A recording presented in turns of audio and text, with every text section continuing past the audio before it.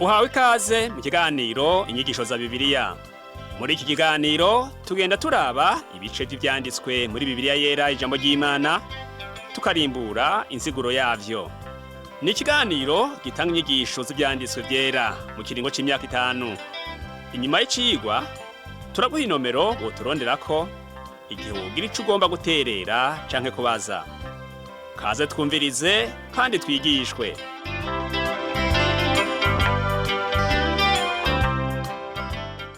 Mugenzi uteze amatwi iki cigwa cyacu c'inyigisho za Bibiliya, ndakuramukije amahoro y'umwami wacu Yesu Kristo abane nawe.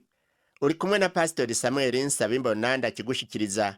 Mu cigwa giheruka twavuganye ku bijanye n'intangamarara y'igitabo ca Matayo. Twarabonye agacerere k'imyaka 400, kandi muri iyo myaka 400 twabonye ko atakuvugishwa n'Imana kwariho. Ariko mu gihugu ko hahindutse vyinshi, haboneka n'imigwi myinshi y'abantu itandukanye. Uyu munsi rero tuza kuvugana ivy'amazina y'abasekuruza ba Yesu, nk'uko tubisoma mu gihimba ca mbere co mu butumwa bwiza uko bwanditswe na Matayo, guhera ku murongo wa mbere kugeza ku murongo wa 15. Amazina y'abasekuruza ba Yesu dusoma mu gitabo ca Matayo n'ahandi muri Bibiliya ni ingirakamaro cyane mu vyanditswe. Ayo mazina y'abasekuruza ba Yesu ari mu migwi ishika kuri 3. Umugwi wa mbere ni kuva kuri Aburahamu kugeza kuri Dawidi, nk'uko biboneka mu gihimba ca mbere c'ubwo butumwa bwiza uko bwanditswe na Matayo, umurongo wa mbere kugeza ku wa 6. Umugwi ugira kabiri ni kuva kuri Salomo kugeza ku Bisirayeli batwawe nk'inyagano i Babuloni. Ibi navyo biboneka mu butumwa bwiza uko bwanditswe na Matayo, igihimba ca mbere ku murongo w'indwi kugeza ku wa 11. Umugwi ugira gatatu nawo ni kuva mu gihe cy'inyagano i Babuloni kugeza kuri Yosefu umubaji, nk'uko vyanditswe muri ico gihimba ca mbere nyene, umurongo wa 12 kugeza ku wa 17. Mu cigwa cacu co mu gitabo c'Itanguriro twarabonye ko igitabo c'Itanguriro ari igitabo c'imiryango. Iyo miryango rero niyo tugiye kuzobonamwo amazina y'abasekuruza ba Yesu ari mu gitabo ca Matayo. Ngomba kukubwira ko nahaye umuntu gusoma isezerano rishasha, hanyuma acatangurira ku butumwa bwiza uko bwanditswe na Matayo, acararambirwa no gusoma ayo mazina. Abandi nabo batanguye gusoma arya mazina, hanyuma bakaraba n'amajambo aherekeza ico gitabo, baca bavuga ko ibiri muri ico gitabo bitabaraba. Kugira ngo utahure arya mazina, ukwiye gukoresha ubwenge. Mu bice bimwe bimwe vya Bibiliya usanga aya mazina atanditswe kumwe, ariko rero ivyo ntaco bitwaye. Mu ruvyaro rwa Aburahamu no mu ruvyaro rwa Dawidi niho amazina y'abasekuruza ba Yesu ava. Mu ruvyaro rwa Aburahamu berekana Yesu nk'umwami w'igihugu, hanyuma bo mu ruvyaro rwa Dawidi nabo berekana Yesu yicaye ku ntebe y'ubwami. Yesu rero yava mu muryango w'abami. Amazina y'abasekuruza ba Yesu yari ngirakamaro mu gihugu c'Abisirayeli, kuko bamenya umuntu wese umuryango avamwo n'igikorwa kinaka uwo muryango wakora. Akarorero ni igihe Abisirayeli bagaruka bavuye mu gihugu c'inyagano, bagomba gutora abaherezi. Uwatogwa wese babanza kuraba amazina y'abasekuruza biwe kugira ngo bamenye ko yava mu muryango w'abaherezi. Basanze sekuru wiwe atari uwo mu muryango w'abaherezi, ntibamutora. Dusomye mu gitabo ca Ezira mu gihimba ca kabiri umurongo wa 62 haravuga ngo, abo barondeye amazina yabo mu gitabo kidondora abasekuruza ntibayabona, nico gituma biyumviriwe nk'abahumanye bagakugwa mu buherezi. Mu gihe ca Ezira, kugira ngo utogwe kuba umuherezi, bategereza kuraba ko amazina y'abasekuruza bawe bava mu muryango w'Abalewi, kuko nibo bari baragerewe igikorwa c'ubuherezi. Igitabo kidonda basekuruza cama kibitswe mu rusengero, aho umuntu wese yashobora kugisoma. Ico gitabu catabuwe igihe urusengero rw'i Yerusalemu rwasambuka, aho hari mu mwaka wa 70 Yesu Kristo amaze kuvuka. Abansi ba Yesu boba barasomye ico gitabu kidonda basekuruza ngo barabe umuryango Yesu yavamwo. Ikintu cyose Yesu yakora, abasi biwe baragisuzuma ngo barabe ko akora ibihwanye canke ibijanye n'ivyo basekuruza bakora.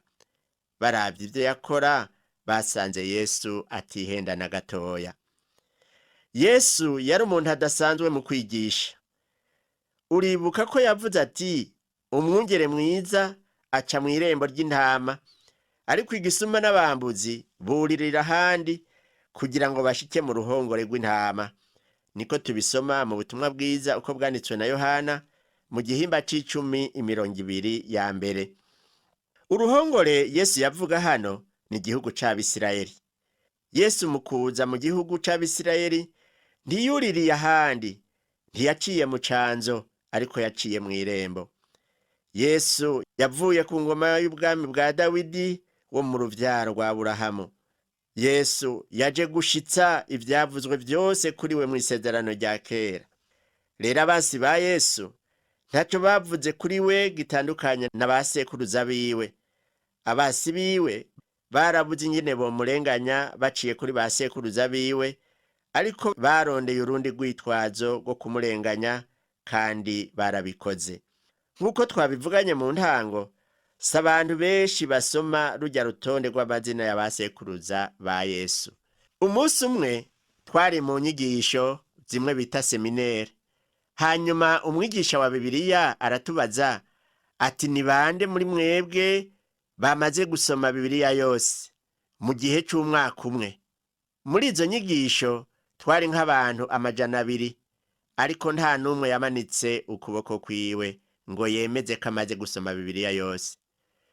Uyo mwarimu yabajije ico kibazo ibihetangabo 4. Mu nyuma niho umuntu umwe yamanika ukuboko atinya, aravuga ati, jewe narasomye Bibiliya, atariko nasomye ibice binezereza gusa. Ati, urutonde rw'amazina y'abasekuruza ba Yesu muri Matayo sinarusomye. Aha rero nagomba kuvuga ko abantu benshi batabona akamaro ko gusoma arya mazina, ariko ngomba ndakumenyeshe ko arya mazina ari ngirakamaro. Reka turabe ayo mazina y'abasekuruza ba Yesu ku ruhande rwa Yosefu. Igihimba ca mbere umurongo wa mbere haravuga ngo, igitabu kidondora ukuvuka kwa Yesu Kristo umwana wa Dawidi, Dawidi wa Aburahamu.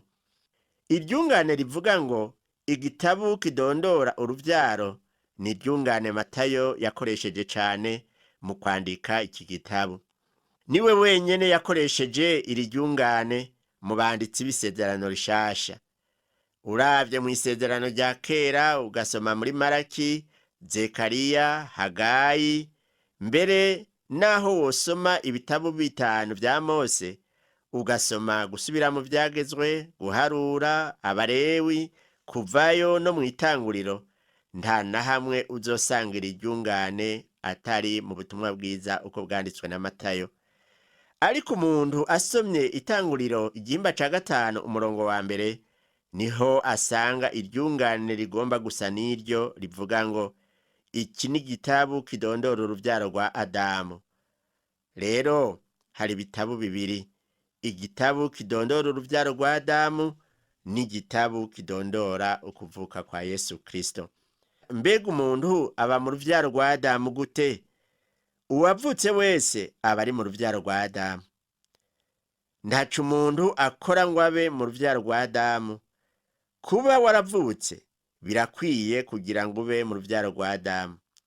Ariko rero ijambo ry'Imana ritubwira ko urupfu rwazanywe na Adamu, nk'uko tubisoma mu ikete ryandikiwe Abaroma igihimba ca 5 umurongo wa 12. Rero igitabu kidondora uruvyaro rwa Adamu ni igitabu kivuga ivy'urupfu. Ikindi gitabu ni igitabu kidondora uruvyaro rwa Yesu Kristo. Mbega umuntu aba muri ico gitabu gute? Kugira ngo ube mu gitabu kidondora uruvyaro rwa Yesu, utegerezwa kuvuka ubwa kabiri. umwami Yesu ati iyo umuntu atavyawe ubwa kabiri ntashobora kubona ubwami bw'Imana. Tubisoma mu butumwa bwiza uko bwanditswe na Yohana igihimba ca 3 umurongo wa 3. Kuvuka ubwa kabiri bituma tuba mu gitabo c'ubugingo c'umwagazi w'Imana, kandi dutegerezwa kwizera Yesu Kristo. Twese turi mu gitabo ca mbere, arico gitabo kidondora uruvyaro rwa Adamu. Ndizeye kandi ko uri mu gitabo c'ubugingo c'umwagazi w'Imana. Ibyo wumvise kubihabwa no kwizera Yesu Kristo. Matayo yanditse avuga ati, Yesu n'umwana wa Dawidi, umwana wa Aburahamu. Mbega Matayo ntiyarazi ko Aburahamu yaje imbere ya Dawidi? Yarabizi cyane. Ni naco gituma yavyanditse neza mu rutonde rw'amazina ya basekuruza biwe. Matayo yanditse gutyo ngo yerekane ko umwami Yesu ari we Mesiya, umwami azoshinga ubwami bwo mw'ijuru ngaha kw'isi. Mu gushikiriza ubutumwa bwiza bwa Yesu Kristo, intumwa Matayo yatanguriye kukwerekana amamuko ya Yesu Kristo, kugira ngo abantu bamenye kandi batahure uwo Yesu Kristo uwo ari we, babone kwemera ivyiwe, kuko yaziga ko abayuda ari bo bazosoma ivyo, amuvuga nk'umuntu wabo, yavutse muri bo ndetse akaba muri bo. Mu gihe ca Yesu Kristo, uwo mwidondoro wari ngirakamaro cyane, kuko niwo watuma umuntu yemererwa kuzezwa ibikorwa canke amabanga ahambaye. Ivyo nivyo vyatuma Matayo amenyesha ko Yesu Kristo akomoka kuri Dawidi no kuri Aburahamu. Abo nabo bakaba bari abantu badasanzwe mu buzima bw'Abisirayeli. Aburahamu niwe sekuruza w'Abisirayeli, kandi yahawe isezerano ryo kubera amahanga yose umugisha. Dawidi nawe yabaye umuntu adasanzwe, ameze nk'uko umutima w'Imana ugomba, ahabwa isezerano ry'uko mu bazokomoka kuri we hazobamwo umwami azoganza ibihe bidashira, ingoma yiwe ikazorangwa n'amahoro, imbabazi no kugororoka. Turabisoma mu gitabo c'abavugishwa n'Imana Yeremiya igihimba ca 23 umurongo wa 5. Uwo akazoba umukiza w'Abisirayeli, nk'uko mu vyakozwe n'intumwa igihimba ca 13 umurongo wa 23 habivuga. Mu kwerekana amamuko ya Yesu Kristo, Matayo ntiyibagiye amazina y'abami barongoye nabi ubwami bw'Abisirayeli bagakora ibizira. Nk'akarorero yaravuze ivya Ahazi, Manase na Amoni. Co kimwe n'abakenyezi bakomoka mu banyamahanga, hari n'abari bafise ingeso mbi canke bakorewe ibibi mu buryo bwari gutuma bakumirwa ntibahabwe iteka nk'iryo. Twibuke nk'akarorero uwitwa Tamari, Rahabu, Rusi na Batisheba. Abo bakenyezi ni gishinga ntahe c'ubuntu, imbabazi n'ubutungane n'urukundo hamwe n'agakiza biva ku Mana. Vyamyeho kuva kera, bigakomezwa na Yesu Kristo, bigashitswa kubizera bose bo mu mahanga no mu moko yose yo kw'isi. Amamuko ya Yesu Kristo atwereka ko umugambi w'Imana w'agakiza yawukoresheje abahambaye n'aboroshe. Nawe rero ntukikengere mugenzi, Imana irashobora kugukoresha ukuri kose. Gushinga ubwami bwo mw'ijuru ngaha kw'isi nico kintu ca mbere ategerezwa kugira, kandi kugira ngo ashinge ubwo bwami ategerezwa kuba ari mu muryango, mu ruvyaro rwa Dawidi, kugira ngo ashitse ubuhanuzi Imana yagiranye na Dawidi. Yesu rero ni umwana wa Dawidi. Reka turabe igituma Yesu yitwa umwana wa Aburahamu. Matayo yongeye kuvuga ati, Yesu umwana wa Aburahamu. Kuba umwana wa Aburahamu ni ngirakamaro, kuko Imana yabwiye Aburahamu ngo kandi mu ruvyaro rwawe niho amahanga yose yo mw'isi azoherwa umugisha, nk'uko tubisoma mu Itanguriro igihimba ca 22 umurongo wa 18. Mw'ikete Pawulo yandikiye Abagalatiya igihimba ca 3 umurongo wa 16, Pawulo arasobanura urwo ruvyaro urwo ari rwo. nuko Aburahamu ari we yasezeraniwe amasezerano bona uruvyaro rwiwe. Ntiyavuze iti mvyaro nk'uvuga benshi, yamara yavuze nk'uvuga umwe ati n'uruvyaro rwiwe nirwo Kristo. Rero Yesu yitwa umwana wa Aburahamu muri ubwo buryo. Reka rero dutangure kuraba amazina ya basekuruza ba Yesu. Igihimba ca mbere umurongo wa 2 kugeza ku wa 6 havuga ngo Aburahamu yavyaye Isaka, Isaka yavyaye Yakobo, Yakobo yavyaye Yuda n'abandi bavukana. Yuda yavyaye Peresi na Zera kuri Tamari.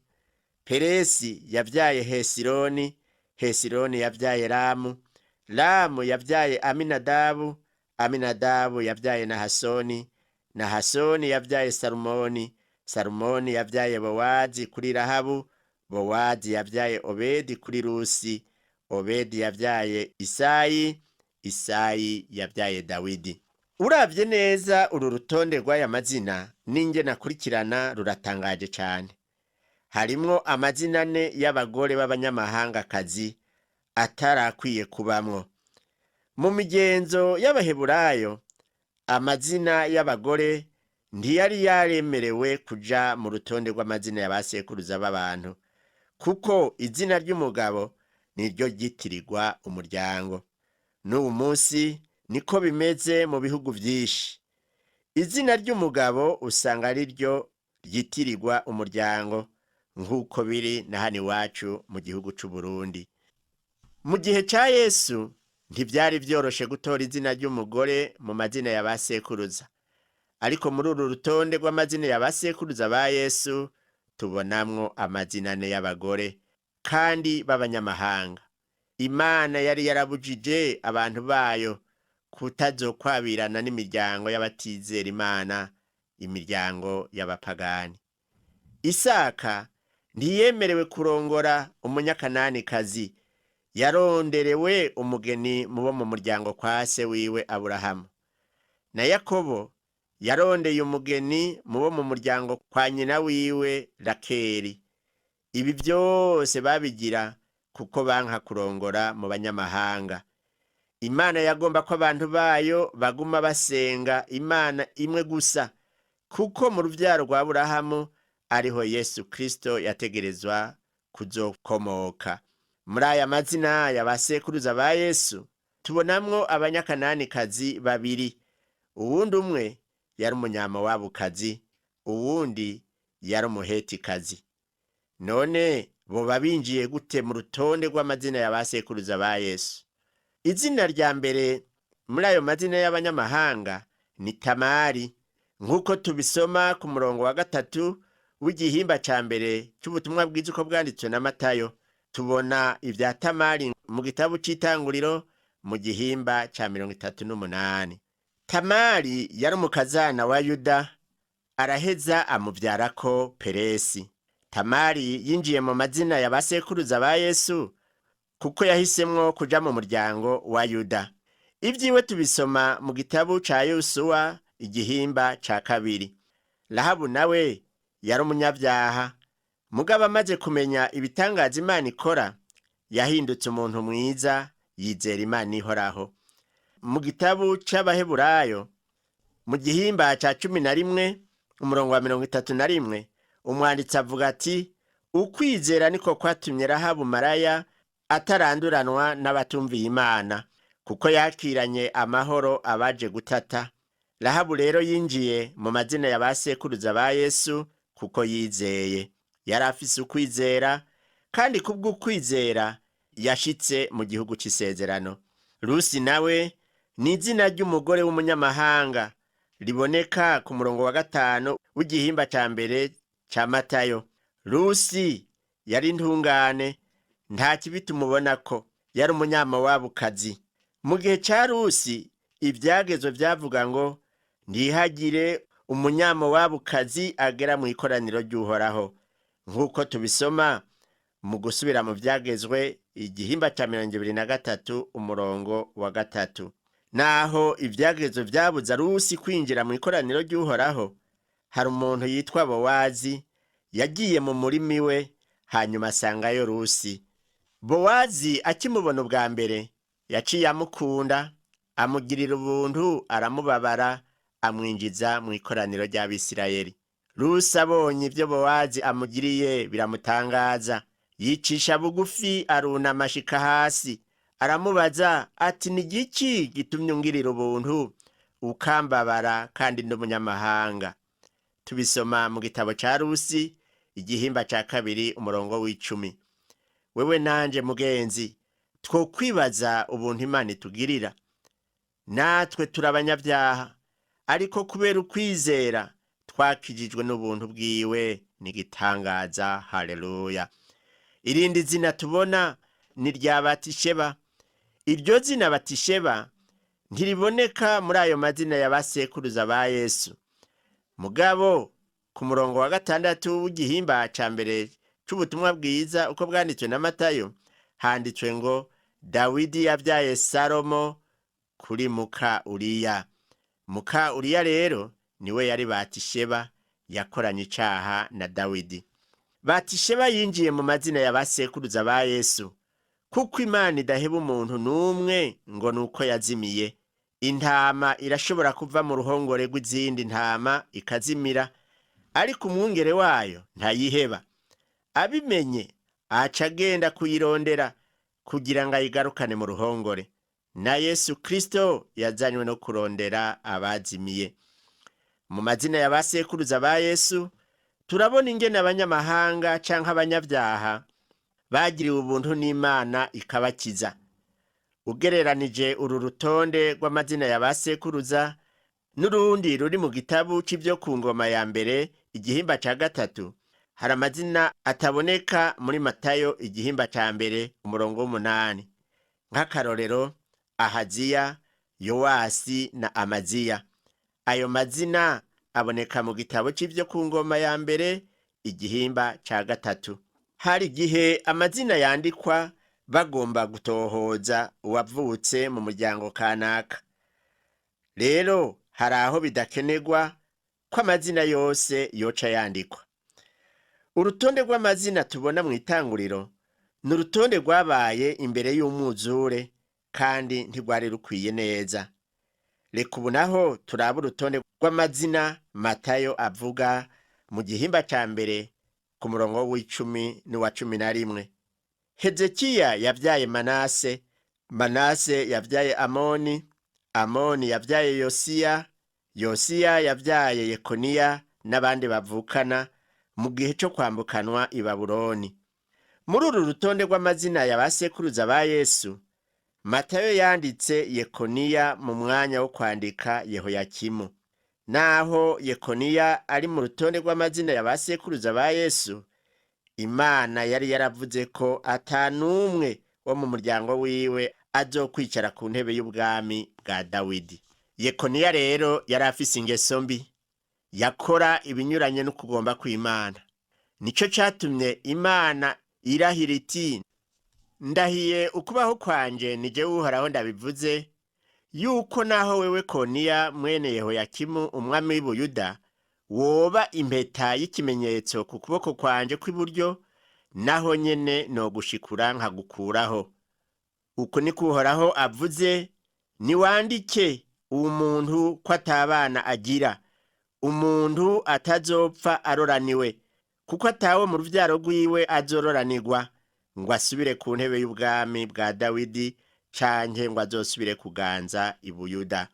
Kubera rero icaha ca Yekoniya, nta numwe wo mu ruvyaro rwiwe azosubira ku ngoma ya Dawidi. Yosefu nawe yava muri uru ruvyaro rwo kwa Yekoniya. Naho Yosefu ari se wa Yesu, si mu buryo bw'umubiri. Yesu amaze kuvuka, Yosefu amwita izina nk'uko yari yarabibwiwe. Yesu Kristo ntava mu ruvyaro rwa Yosefu, kandi si mu ruvyaro rwa Yekoniya. Yosefu na Mariya bava mu muryango wa Dawidi, bava mu miryango ibiri itandukanye yo mu bana babiri ba Dawidi. Nitwashika mu gitabu ca Luka, tuzobona ko Mariya nyina wa Yesu yava mu ruvyaro rwa Dawidi ku muhungu wiwe Natani. Yosefu nawe yava mu muryango w'abami, mu ruvyaro rwa Salomo. Murumva ko kwiga amazina ya basekuruza ba Yesu biraryoshe cyane kandi ko ari byiza kubimenya. Isezerano rya kera rimaze kwandikwa, tubona yuko mu by'ukuri ryabaye integuza y'ukuza kwa Yesu Kristo. Ivyavuzwe n'abavugishwa n'Imana vyerekeye umwami w'amahoro azoza vyama bituma abayuda baguma barorereye Mesiya. Yesu Kristo rero ariwe Mesiya yaje bamwiteze. Mu ncamake ivyo nivyo vyabaye hagati y'isezerano rya kera n'isezerano rishasha, igihe isi yose yari yiteze umukiza ariwe Yesu Kristo. Ukuza kwa Kristo ariwe Mesiya canke umwami kwabaye nk'uko vyari vyaravuzwe mu isezerano rya kera.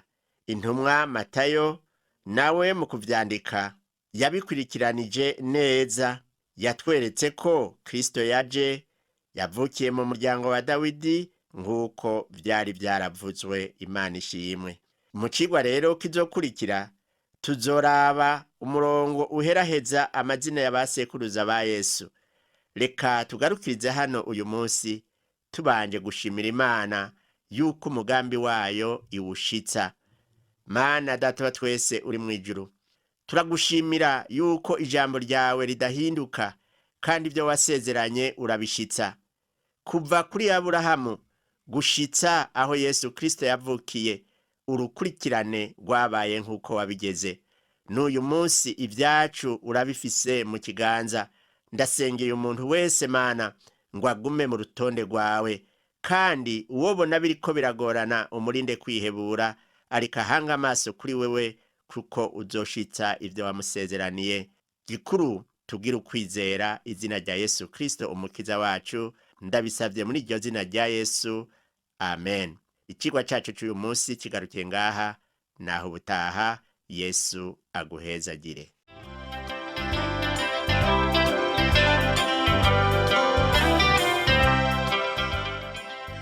Wakoze kumviriza icigwa c'ijambo ry'Imana c'uyu munsi.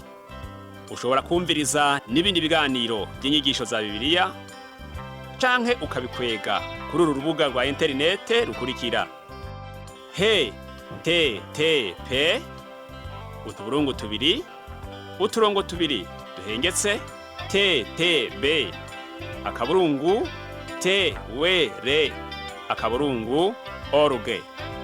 Ushobora kumviriza ikiganiro cyo muri iyi ndwi canke ugafyonda ahanditswe ngo rondera ukurikije itariki kugira ngo wumvirize ikiganiro camaze kurengana.